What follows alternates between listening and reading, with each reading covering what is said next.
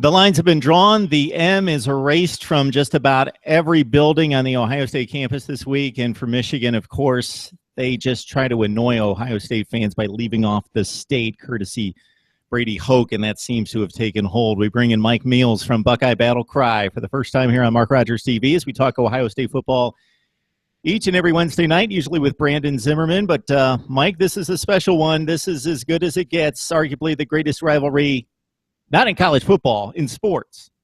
Yeah, it's quite exciting. You know, I mean, families get divided. You get friends that are divided. It's a level of respect and hatred all at the same time. It makes it a lot of fun. It really is. If you draw the line in regards to any perspective on a rivalry, this pretty much hits the 100% on the meter, regardless of whether you're talking about the talent on the field, the NFL prospects, all that. So the level of play is usually competing for championships, one or the other, or both this season, thankfully for the first time since 2006, or you're talking tradition and passion and all those things. So you have any stories for us, any tidbits or stories for people that maybe obviously watch college football and say, yeah, this is a great rivalry, but why is it considered by most to be the best? Well, one thing that not a whole lot of other sports rivalries can actually say is this one started with a real war. You know, there was the War of Toledo back in the 1830s, where the two states actually fought over land. And, that's just spread from that to, now the two schools when they play. So, it's not just a dislike of each other being neighbors. It's a genuine, there was fighting.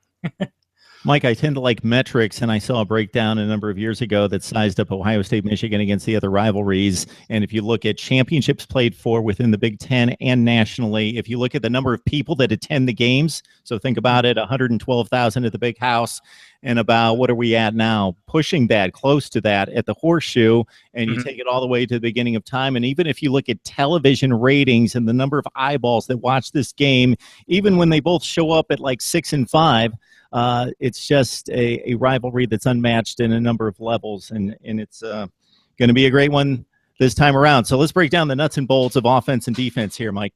Okay. All right. We've got Ohio State offensively against Michigan's great defense. The Buckeyes had that swoon mid-season against the likes of Northwestern and some other teams after the explosion against Oklahoma. Then they come back with the 62 points back-to-back against Nebraska and Maryland. And then last week, maybe we blame the wind and the cold and possibly an uprising from the Michigan State defense. But your thoughts about the Buckeyes on offense led by J.T. Barrett taking on this Michigan defense that could arguably be called the best in the nation? Yeah, it's going to be a struggle for the Buckeyes. I mean, JT is going to have to find a way to get the ball to not just Curtis Samuel, but to his wideouts. Michigan is going to be able to do the same thing on defense that Ohio State will. They're going to lock down one-on-one on the wide receivers, or in this case, Curtis Samuel, and they're going to sell the other 9 guys on defense against the run. So, Samuel's going to have to find a way to make a play. Noah Brown's going to have to make a play at wide receiver, and that's what's going to be the difference maker here. The big thing that most people should be looking for is, how does Ohio State's offensive line come off the ball? Are they able to come off like they did, against Nebraska and really push back the Michigan front 7?